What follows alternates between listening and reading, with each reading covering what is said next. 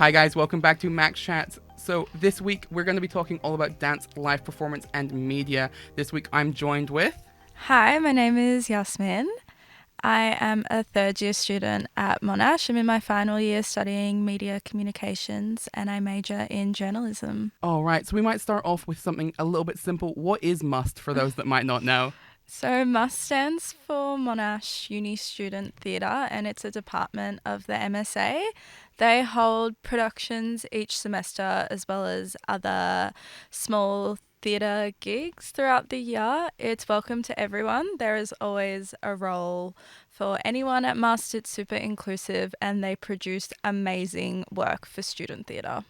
Perfect. So it sounds like a great opportunity for anyone looking to do dance or live theatre. So how did you get involved then?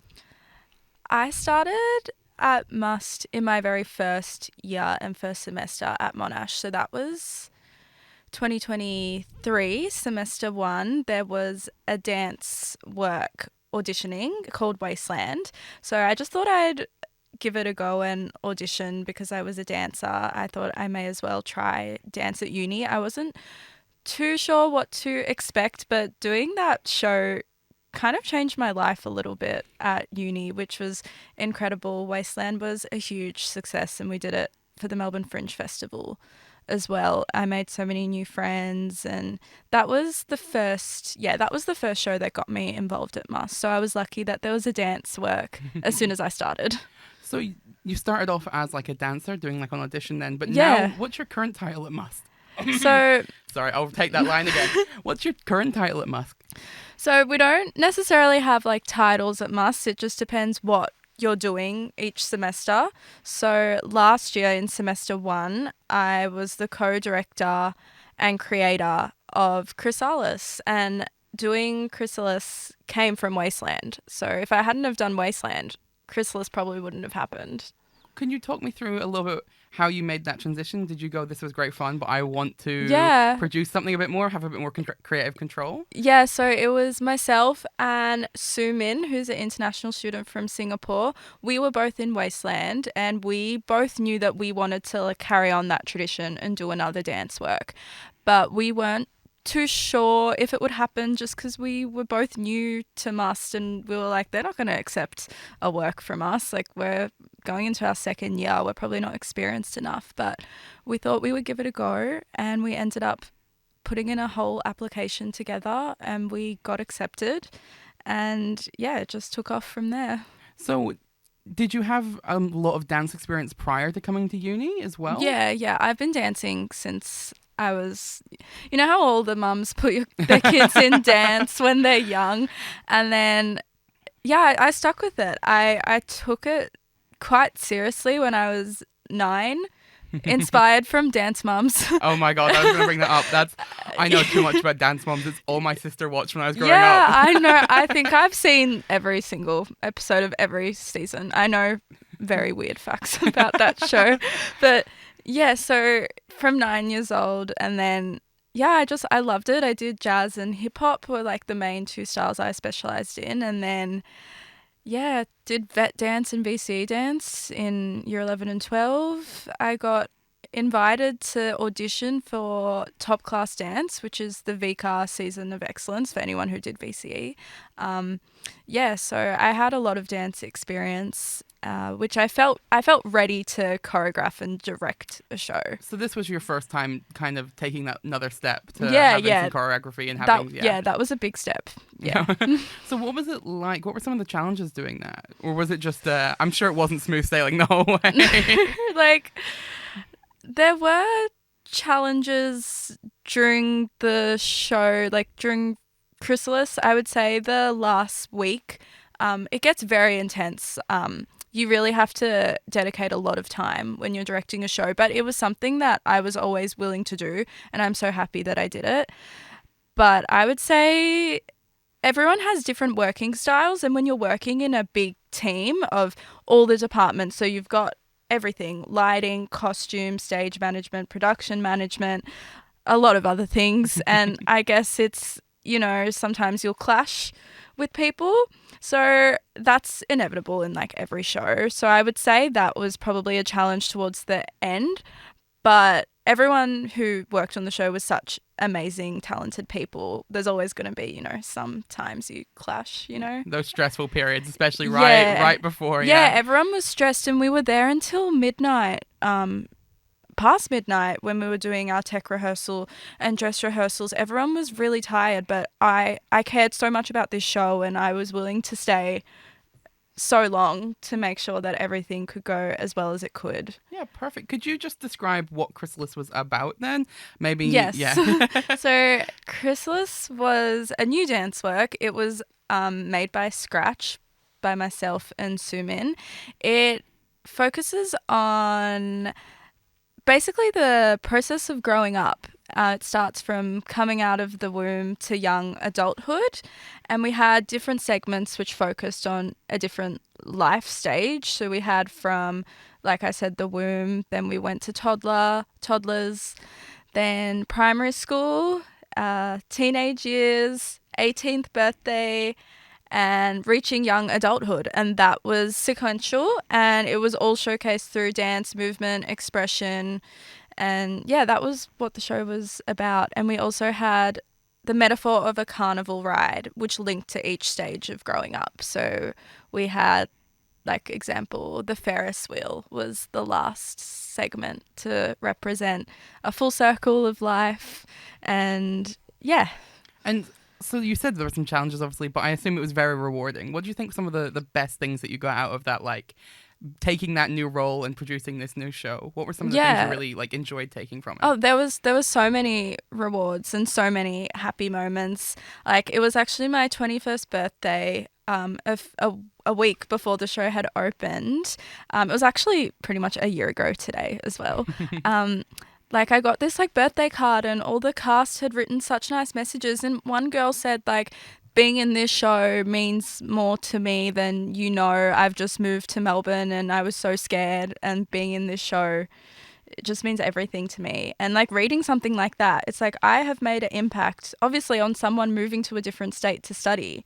Knowing that I have impacted her on her, you know, first new adventure really meant a lot to me.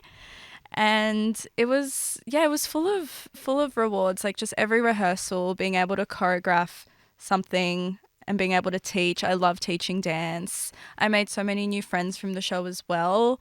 And just seeing your vision come to life is just the best thing ever. I remember watching it on opening night and being like, oh my gosh, like, I choreographed and created and directed this with Sumin, and we're watching our show in front of our eyes. It's amazing. A little pinch moment, you know? Yeah, it is. And yeah, I've gone through a lot in terms of dance, and to be able to come into a university setting and have everyone being so welcoming, giving me a chance to, you know, direct a show at Monash Uni.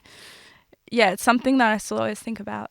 Yeah, well, it sounds like a great opportunity then as well for people coming in. Maybe if you've already started uni for a bit, and you're looking for maybe that connection, because I did move to Melbourne for uni and I struggled a lot that first year. So it seems like clubs and these kind of experiences are really valuable. Yeah, so we had pretty much almost all of the cast were from different cities. There was, Adelaide, Brisbane, Tasmania, Perth, 2 international students from India, and they actually both brought in their dance styles, Bharatanatyam and Kathak, and that really, really enhanced the show as well. So we had lots of different cultures and diverse backgrounds. It was incredible. It sounds great. Yeah.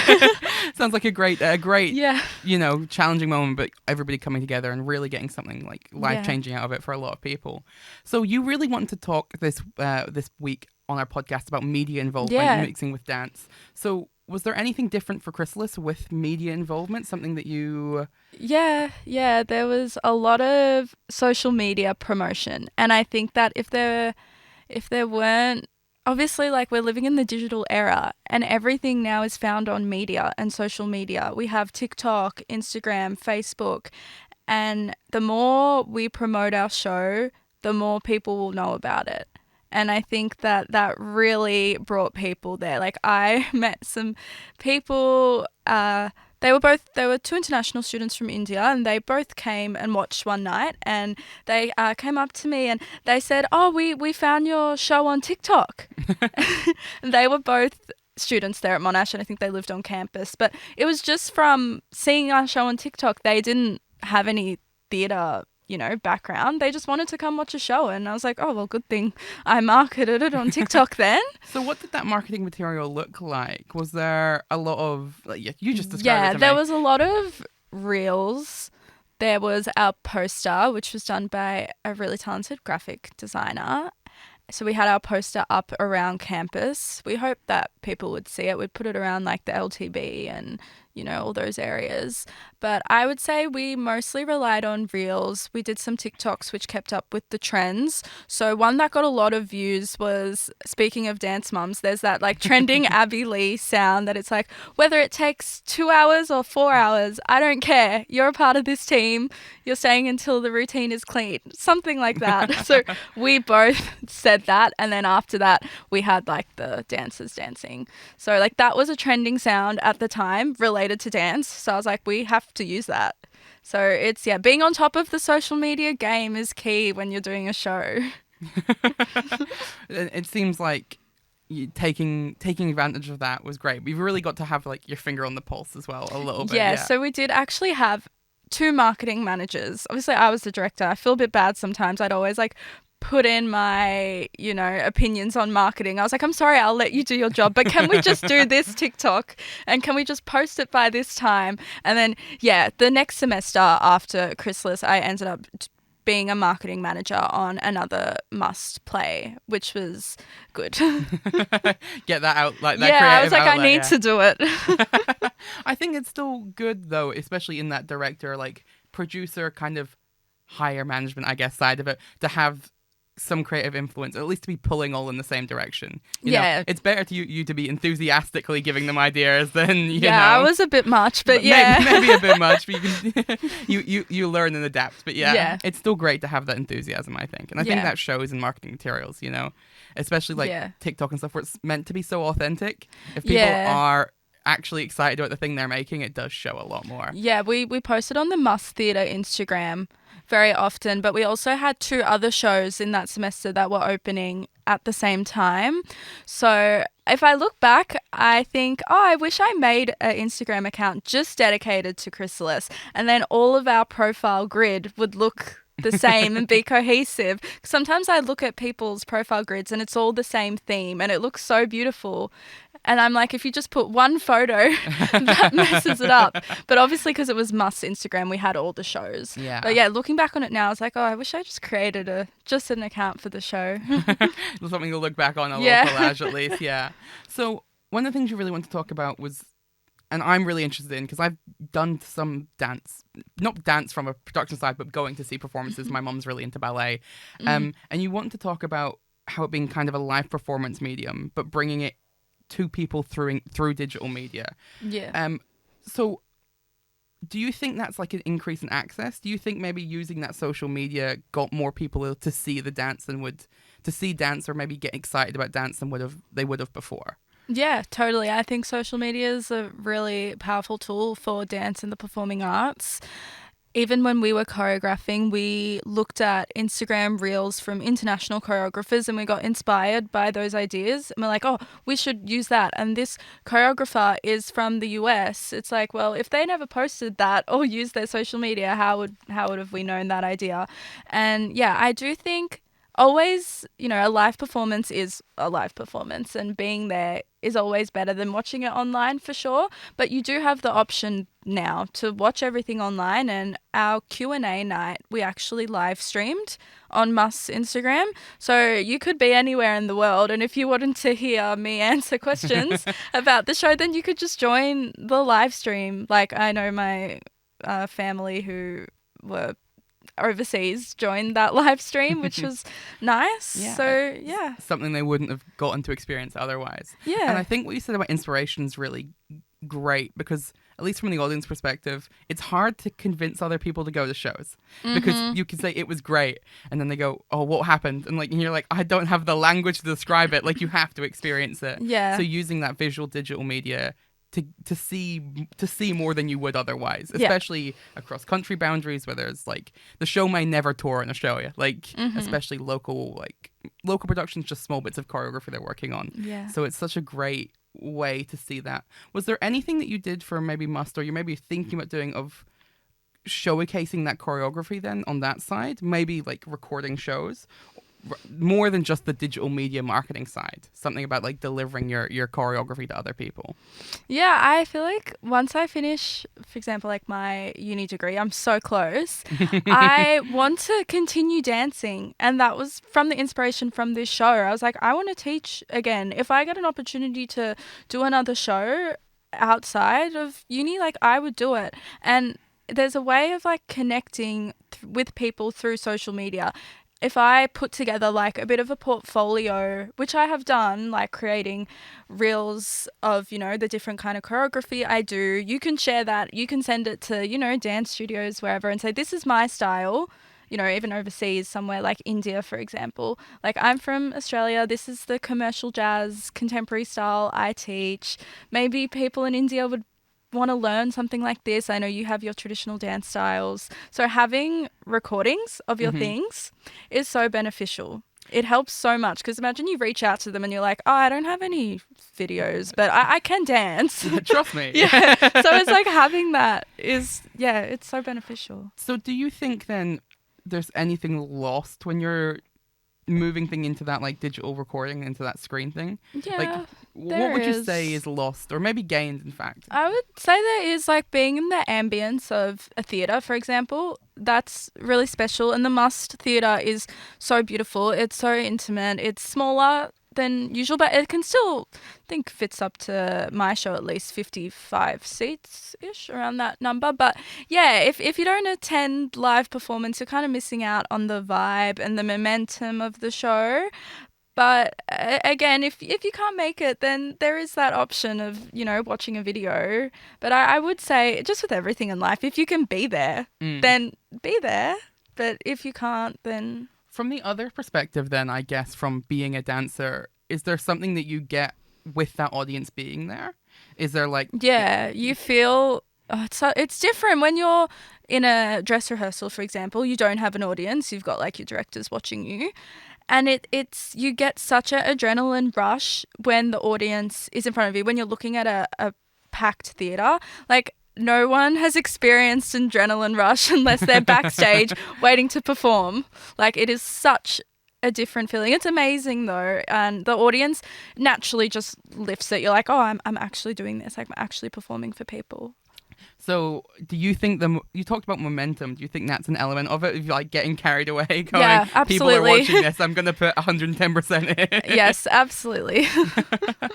So do you think, you talked a little bit about using this as a portfolio tool. Do you think using digital media has changed the way you think about your work? Are you thinking about like what could be a good portfolio piece as well as what could work in the room? Yeah, you know that you can always rely on the media and digital work. I know that if I want to create, a bit of a portfolio of all my dance, I know that I can use, I don't know what people use, CapCut, Canva, TikTok. There are so many options, and you can make it. And I think that the more recordings you do, the better.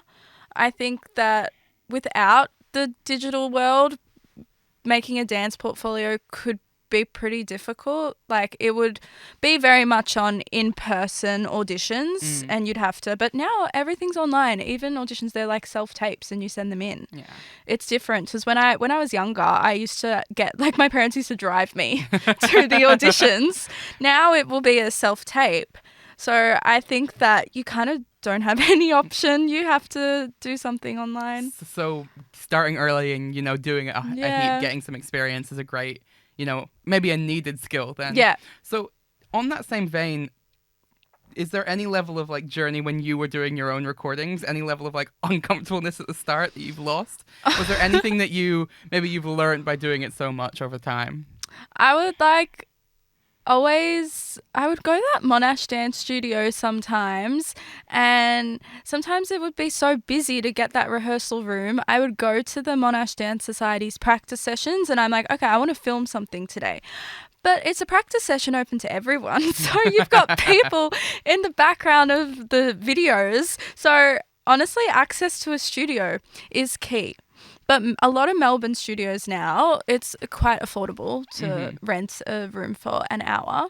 But I would say, you know, as a student, when I did want to get a hold of that Monash dance studio, you really have to book in advance. You have to come very prepared, bring what you're wearing. Don't forget your speaker, because I did.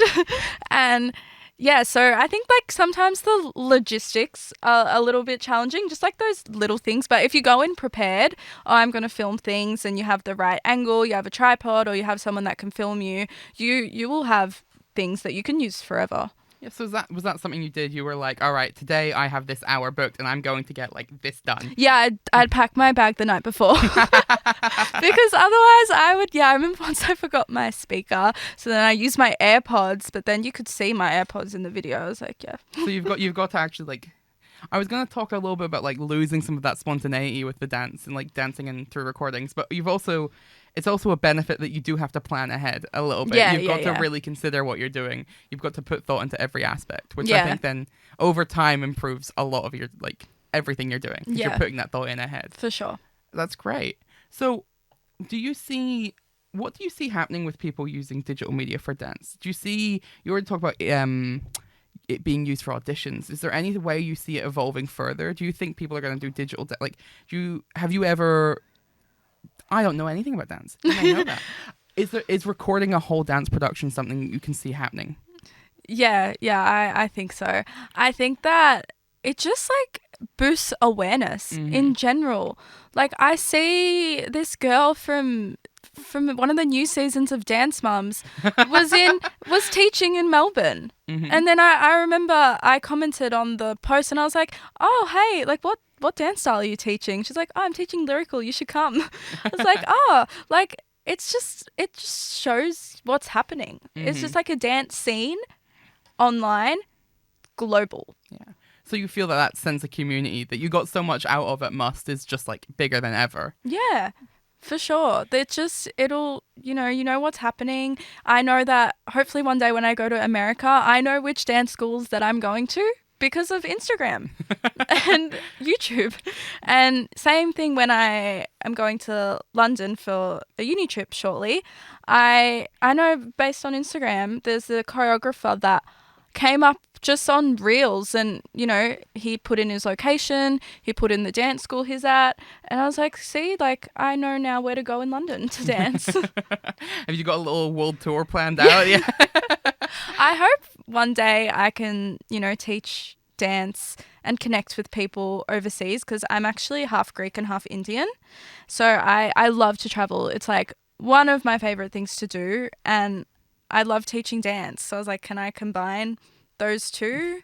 I would love to one day. So is teaching the goal for you? Or is that what you're I don't want to say, being a dancer yourself professionally, but is teaching something that you are particularly interested in? Yeah, so I obviously I do media comms, and I do want to work as a journalist, and multimedia is something that I want to do, but on the side I still want to keep dancing for sure. And I've taught in a week I did a commercial jazz workshop at Monash, and a lot of people came, which was really, really exciting. It was over 30 degrees that day. So I remember in the morning I was like, no one's going to come. I knew that I had 3 friends coming, so I was like, oh, there'll be 3 people. But yeah, there was over 20 people that came. It was so nice. And I then did a MSA women's workshop as well. And then I'll have a few more coming up. So I love teaching at Monash. It's been really good. So teaching is just as much you love it and you like getting other people involved as an opportunity for you to dance as well. Yes, because I'm able to choreograph, and I can choreograph to my favorite songs. So, yeah. It's a way of getting people like, I like this song. Yeah. Everybody else get involved. Yeah. Yeah. Speaking of which, on May the 19th, Sumin and I are collaborating again, and we are doing a contemporary workshop for Must. So if you want to come. Hashtag spawn. No. Yeah. So when you were doing these recordings of your dance, was there anything that you felt was a struggle getting like capturing, I guess, to be a media student, capturing that movement? Oh, yeah. Yes and no. I mean, there's only so much you can, see in a video sometimes that, if someone's watching me live, obviously they're going to see it in person. They'll see every angle. But sometimes when you're filming, you can put a filter on it. You can flip it sideways. It looks a bit dodgy from this angle. You can put some emojis on. So, yeah, no, it's definitely not the same. Honestly, it depends on the studio, the lighting, like I said, just the access to what you've got. But I do think that there can be some moves that are lost. I think that lyrical and contemporary, those more like slower dance styles, sometimes if you've got like a 3-minute video recording and you post it on Instagram for an audience that aren't dancers, they're probably not going to watch the whole thing. If you have a short reel of a, trending commercial song, they will probably watch the whole thing, I've found. Yeah. Well, I think we were going to talk about this a little bit later, but screw it, we'll jump down. So do you feel like that short form nature of those platforms changes how you're going to choreograph then? Yeah, I feel like everything, like some people just want it's like, they just want in and out. They just want to watch it quickly. They're not going to, especially if they're not really interested in dance, I don't think they're going to watch a 2-minute long, reel. But I have posted lots of stories of just commercial classes of, very fun, cool songs. And I do believe it's more entertaining. And I love when people tell me they love watching my dance videos and stuff because I'm like, I can use my Instagram to kind of entertain people, which is nice. Do you feel then maybe that you're locked in a little bit? That there's stuff that you'd like to share with the world and you're like, nobody will watch this, I have to.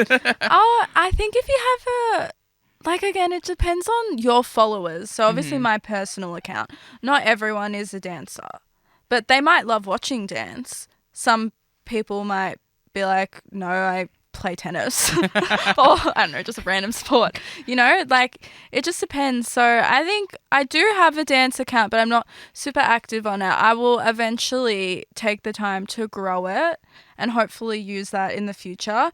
And then you can post anything you want about dance because you've got a dance community. Yeah, so you can cultivate an audience that will watch 3 minutes. I think it's all about the audience, the people that know about social media. It's all about your target audience. Yeah. Maybe being a bit more niche rather than the viral TikTok style dance. I am curious to know, someone with I was gonna say more dance experience, any dance experience compared to me. What do you think about like those viral TikTok dances? Do you feel like they're maybe democratizing dance? People get more active, people get more interested, they might not have seen it otherwise, or do you feel like it's a little bit different from the thing you're doing? It allows people to move. There is a difference between moving and dancing. I think I'll be honest, when people are doing it, you can tell if the people are dancers or if they're just doing it for fun. But TikTok is an option to do it for fun. Yeah. So if you're doing viral TikTok dances, then go you. It's more dancing than you would have been doing, right? Yeah. I used to do them when I was 17 or something. I remember there was one, what's it called? Like Doja Cat, Say So. I still remember that. I used to do those viral dances, but I don't really partake in that anymore. It can be a stepping stone onto maybe other things. Yeah, if you can learn those TikTok dances, then you can learn choreography for sure. There's a similar level of dedication, going, I'm going to learn this thing, having to practice again and again and again. Yeah. Some people do. They're like, I'm going to practice this and over again. Yeah. So I wonder what it's like from your dance community perspective then. Do you feel like, just like TikTok and Instagram have their little groups, their little bubbles, and you can get quite specific and quite niche. Do you feel that the dance landscape on social media is a little bit fractured, or is it one big happy family? A bit of both. I think on TikTok, for example, my For You page is full of dancers because obviously that's what I'm interested in. But a friend of mine who doesn't dance, her TikTok For You page might be full of something else, On Instagram, Melbourne has a really, really nice dance community. And there's so many dance schools that do casual classes and a lot of teachers teach at them. And then everyone kind of just mixes together and you go to one dance studio and you meet a teacher. Oh, I also teach at this studio in, Clayton. And I also teach at this studio in the city. And you find out, a lot. So I've found heaps of casual dance classes on Instagram. Heaps, like a studio.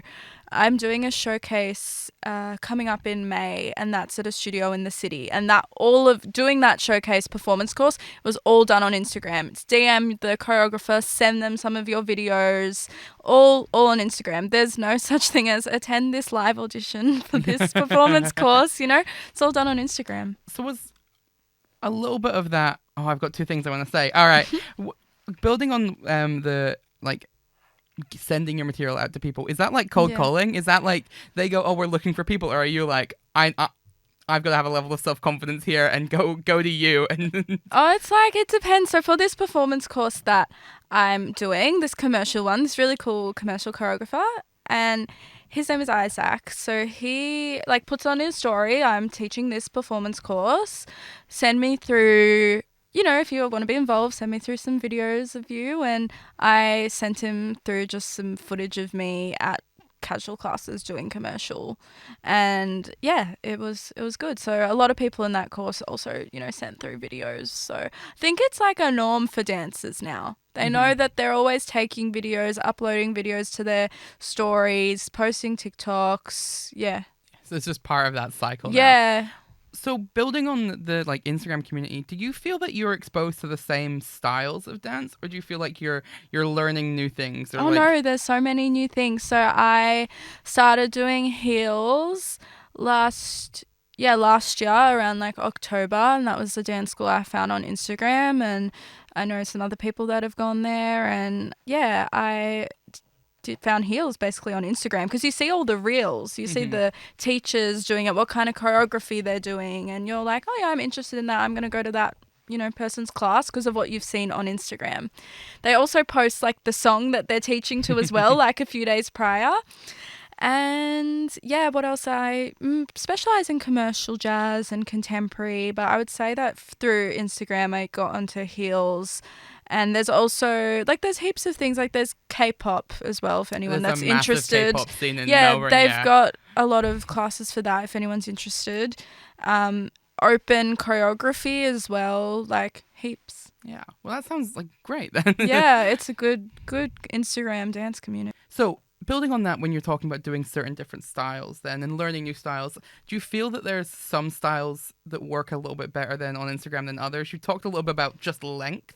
Oh, yeah. But is there something that's like a specific style that you think people respond to really well? Yeah, I do think in this era it is commercial, which is really getting a lot of attention. So yeah, I think that style has responded really, really well on Instagram and TikTok for sure. Is that something then that you're like, oh, this is what people are interested in, I need to cultivate my skills here a little bit more? Or yeah, I watch some really amazing people who live in America. I think the American dance scene is huge, but I watch some of them and I'm like, I just want to be there. I'm like, I just want to be in that class right now.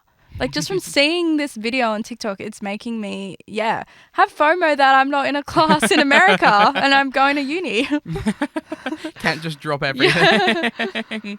So you talked a lot about commercial dance. Could you just talk a little bit more about what that actually is for maybe someone like me that doesn't know? Yeah, for those that don't know, commercial is a bit of a blend between kind of jazz and hip hop, and it focuses on the trending pop, also old school pop songs, and the choreography is very feminine and high energy. So if you think of Tate McRae now and Ariana Grande, maybe old school Britney Spears, Doja Cat, just for some references, we danced to more of those songs. Yeah. Cool. I might actually ask you another question then. So you said you did you were doing other styles, you're doing contemporary and jazz. What do you like about those styles then? What was the motivation for maybe focusing or specializing in those styles? So Chrysalis was contemporary. I think it's always easier to build a story on contemporary dance. And I think contemporary combines a lot. My contemporary is usually a fusion of different styles. There's a little bit of jazz, even a little bit of ballet, lyrical combined.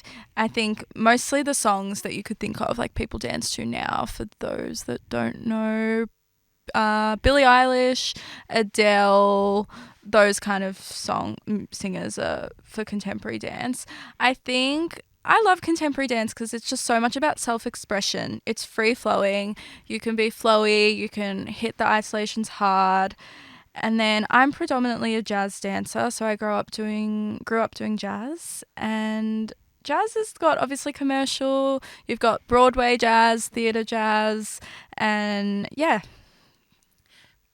So talking about contemporary, you really like the flexibility then within that as well, that you can kind of push it and pull it into other You can places. push and pull it into, whatever you want. You can interpret the song however you want. So in my upcoming workshop with Sumin, we are doing Florida by Taylor Swift. And that is a little bit boppy, that song, but we've still made it contemporary choreography. A lot of heads, a lot of rolling, taking our time. Yeah, so it's up to you how you want to interpret it, honestly.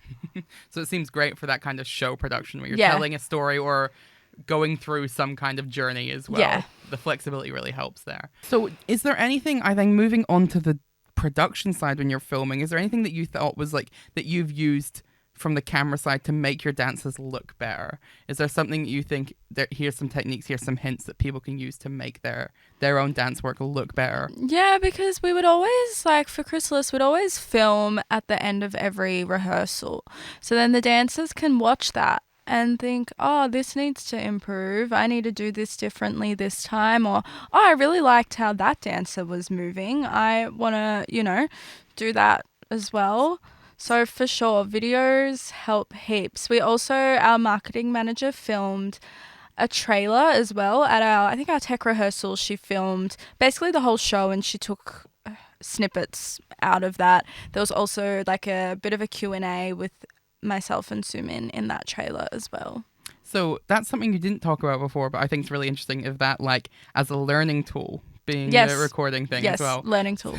Absolutely. So is that something that you do a lot then, even just on your own, filming yourself dance to try and get that audience perspective a little bit more? Yeah, especially if the room doesn't have a mirror, then you need to film. Usually they do, but you want to take it back home with you and look at it for sure. And I have a bit of an interesting way of choreographing as well. I will listen to the song kind of before I'm going to sleep on repeat. And then like in my head, the moves will come. I will create phrases in my head, but I need to do that in real life the next day. And I'll be like, oh, this is what I thought of before I was sleeping. And I would do it and I would be really happy with it. I was like, okay, so it does look good in person too. But I needed to film it for sure. So is that something then in your choreography process that is maybe being a bit spontaneous to go, oh, I've got an idea now, I can film it and make sure I don't forget it? Yeah, choreography is very spontaneous. And because Sumin and I choreographed majority of the show together, we did some parts individually, but majority of it was done together. We both had different dance styles, but when you have two minds that are dancers come together, you're always going to create something really, really good. So we would always meet early, choreograph, film it, teach it, repeat. Just get into that rhythm. Yeah. So how long was that period then, just for my own curiosity, really, of starting going, I've got an idea, doing the pitch, and then that final show with all the practice and development in between? What was that like time frame? November 2023, we like met and wrote up our proposal and we did some research and we had the idea of a carnival and growing up. We were like, we need to mesh these together. And then, we created a proposal and, the tech manager at Must said, when we had our interview, he said, oh, this is one of the most impressive project proposals like we've seen this year. And, we had an interview with the artistic director and then the tech manager, Yvonne and Callum, and we just spoke about, the show and if it were to go ahead. They ask you questions, but it's like, if the show were to go ahead. And I had a good feeling after that interview. I did, but we didn't hear back for a little while. And then, then they said, we'll we'll accept your show in semester 1 of 2024. And then we started preparing. Sumin was in Singapore for the summer. I was traveling a bit. I was in India and stuff. But we got back for O Week. We taught a workshop for O Week and we promoted our show then. And something like 100 and something people signed up for that workshop. I think like 50 or 60 showed up, but we had the room full of people and people kept walking in. And I was like, I have a feeling that we'll get a decent amount of auditionees. And yeah, we had great people audition and we had 8 cast members in the end. This was, if my timeline is correct, this was like start of March.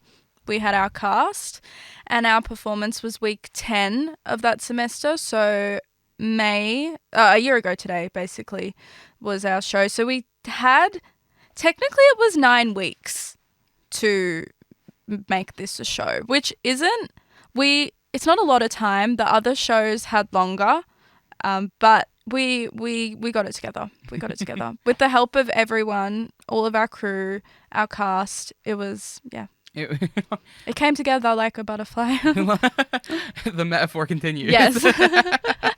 So what was that? You'd never pitched before. You'd never done the like that production side. So was going into those interviews quite intimidating, or did you think, we've got a good idea here? Yeah, well, both like Yvonne and Callum are lovely. They're amazing. So they didn't make us feel intimidated at all. It was honestly like a chat. It was at a cafe at Monash. We were just chatting about it, and we knew that we had a strong idea and we had all the questions answered. How are you going to do this? How are you going to do this? We had it all down.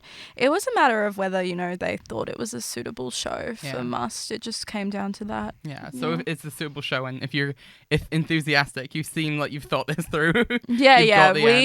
Suman and I think spent 5 or 6 hours in the Caulfield Library one day writing this proposal, and we were like, oh, should we just stop now and do it again like tomorrow? We're like, no, we're going to finish it now. You said you only really had the 2 ideas, the kind of development and having the carnival like idea in your head, and you were like, we'll make this a show. Yeah, we needed to. How did you get those ideas in the first place? Was it something you were like, I want to do this for a long time? Did you just spontaneously go, these are great ideas? So in the first season of Wasteland, so this was May 2023, like before one of our shows that night, I went up to Sumin and I said, if we pitch a show, do you want to do the carnival? Because I've always been fascinated at carnivals in the nighttime and all the rides, but I knew that, okay, so that's actually all we had. We just had the carnival. For our first meeting with Yvonne to talk about it, we said, we've got the carnival. And Yvonne said, you need a bit more of a human impact, which is true. I think we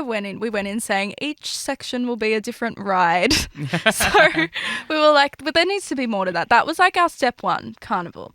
What's next? And I think that Suman and I were both 20 at the time, and we had, gone through a lot of growing up. She had moved from Singapore, and I, had a lot of, we both say not every day is a good day, but how do we showcase that through dance? All the different segments of growing up. We had primary school bullying. We had teenage years of not really being comfortable in your own skin and always second guessing your outfit and your appearance. We showed that through dance and expression. So that was something relatable to the both of us, and we were both fascinated with the whole process of growing up, that we can make this into a show. Let's link a carnival ride to each section. We were like, this will be possible. So yeah, the carnival rides just came naturally from memory. We had a merry-go-round for coming out of the womb. For section 2, toddlers, we had bumper cars because toddlers bump into each other. And then section 3 was, one of the fun ones. It was a primary school playground. That was, I think, the fun house or something like that. Section 4 was my favorite section. That was the teenage years. It was the most, high impact, high energy, red lights, all that fun. And that was the haunted house. And I remember saying, we need to make those rides like the ghost train. those rides. I was like, we need to actually make this ride. So we had like 4 people sitting down as the train, and then we just had like one girl who was so good at all these like isolated scary moves, and she came out and did the ghost. But actually, unfortunately, she injured herself on opening night, so I ended up stepping in and having to be scary. I was also in the show, and I also had to do the ghost moves. Wow. I mean, all I'm getting here is I worked at Luna Park for a while. I've worked at other carnivals before. Of so course, like, you know, the ghost train. I'm like, I stood there for 12 hours a day. Oh yeah? my gosh. Yeah. And then Section 5, 18th birthday. That was the spider. If you remember the Luna Park spider, that was the one. Because it was the 18th birthday party gone wrong. And then, Section 6 was... I think that's an incredible combination, because if I'm like, what was my 18th birthday like gone wrong? Lots of vomit. What was the spider like? Lots of vomit. I know these rides, just they really elevated it. We actually, like, as I said, created these rides on the stage. So I remember that there was 3 in the 18th birthday, and they made a spider. Yeah, and then Section 6 was the Ferris wheel. Road to Adulthood. Yes, those were the rides, to be exact. You kind of had that aesthetic idea. It was an aesthetic. Then worked on the human element, and then it kind of was quite an easy jump. Not an easy jump, but like what ride fit with which time period was actually quite organic. Yeah, for sure.